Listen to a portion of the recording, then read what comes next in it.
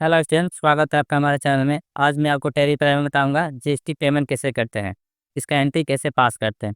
आइए चलिए देखिए। ये टैली ओपन कर ली है।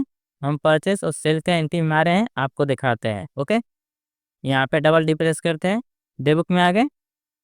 अब यहाँ पे देखिए, ये परचेस और सेल का एंट्री मारे हैं जिसमें टैक्स बना है। ओके, इसको ओपन करते हैं। ये परचेस का एंट्री है जिसका टैक्स बना था 6,120 रुपया CGST और SGST दोनों का इतना इतना। और ये सेल का टैक्स है। ओके, CGST और SGST देख लिए। और यहाँ से बैक करते हैं, हमको टैक्स कितना पे करना है वो आपको दिखाते हैं। यहाँ से जाएंगे गेट ऑफ टैली पास बैलेंस शीट में। ओके, ओपन किए, यहाँ पे अल्ट ऑन करेंगे और ये देखिए ड्यूटी इन टैक्स 2,460 रुपया टैक्स बना है, यही अमाउंट को पे करना है। अब बहुत लोग क्या सोचता है कि हम परचेस किए तो भी टैक्स दिए और सेल किए तो भी टैक्स गवर्नमेंट को पे करना है, तो ऐसा नहीं होता है। ठीक है, चलिए इसको समझाते हैं कि ये अमाउंट कैसे बना।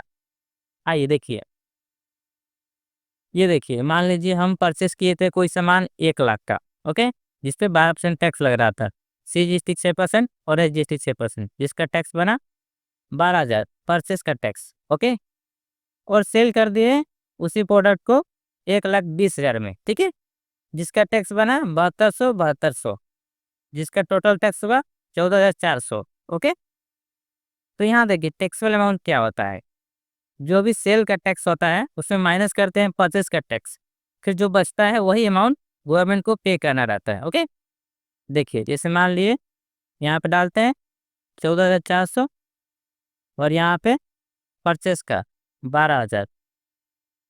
अभी जो अमाउंट आया 2,400, यही अमाउंट गवर्नमेंट को पे करना है। जो बैलेंस शीट में रखा है ये अमाउंट इसी तरह माइनस करके आया है।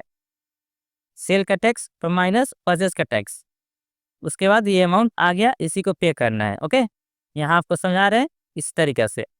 जो भी सेल का टैक्स था उसमें माइनस किया परचेस का टैक्स, जो भी अमाउंट आया इसी को गवर्नमेंट को पे करना रहता है।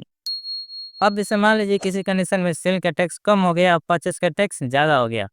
जैसे यहाँ पर सेल का टैक्स हो गया 10,000। ओके, और परचेस का टैक्स हो गया 8,000, तो यहाँ पे तो लॉस हो गया। तो इस कंडीशन में हम लोग GST पे नहीं करेंगे। ओके, समझ गए मैं क्या कहना चाह रहा हूँ।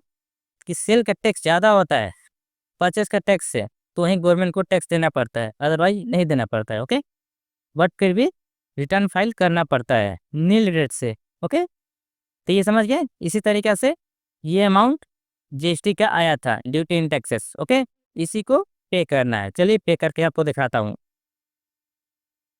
यहाँ पे वाउचर में जाएंगे, यहाँ पर F5 पेमेंट करने के लिए, उसके बाद कंट्रोल F करेंगे और यहाँ से स्टार्ट पेमेंट GST रेगुलर, यहाँ पर डेट वही रखते हैं और यहाँ पर डेबिट में डालेंगे CGST। ओके, उसका अमाउंट हो गया 1230। यहाँ पर डी प्रेस करेंगे, डेबिट बन जाएगा और यहाँ चूज करेंगे SGST। ओके, ये दोनों टैक्स डेबिट में होगा क्योंकि ये हमको पे करना है। ओके, 1230 और क्रेडिट में हो जाएगा बैंक, बैंक से पे कर रहे हैं तो। ओके, चलिए यहाँ पर SBI बैंक लिख दिया है, देन एक्सेप्ट कर देंगे। तो इस तरीके से GST का एंट्री पास करते हैं, पेमेंट करते हैं। अब चलिए बैक होते हैं, आपको दिखाते हैं GST बैलेंस शीट में जाके। यहाँ पे देखिए, यहाँ से ड्यूटी इन टैक्सेस गायब हो गया, हट गया, मतलब GST पेमेंट हो चुका है मेरा। तो इस तरीके से GST पेमेंट का एंट्री पास करते हैं। आई होप आप लोगों को ये समझ में आएगी। नेक्स्ट क्लास में बताऊंगा मैं आपको कि आउटपुट GST और इनपुट GST को कैसे एडजस्ट करते हैं, उसके बाद GST का पेमेंट करते हैं। ओके, नेक्स्ट क्लास भी बहुत इंपॉर्टेंट है, तो देखना मत भूलिएगा। तो चलिए नेक्स्ट क्लास में मिलते हैं एक नए वीडियो के साथ। तब तक के लिए मुस्कुराते रहिए। धन्यवाद, थैंक यू।